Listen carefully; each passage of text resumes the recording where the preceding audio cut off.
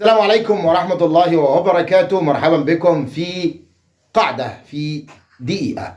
قاعدة النهاردة بتتكلم عن باسيف يعني المبني للمجهول. يعني ايه المبني للمجهول؟ ان انا ابدأ بالمفعول وبعد كده بصرف فيرب تو بي حسب زمن الجملة، وبعد كده بجيب التصريف الثالث من فعل الجملة الاساسي. يعني القاعدة من الاخر كده هتقول ايه؟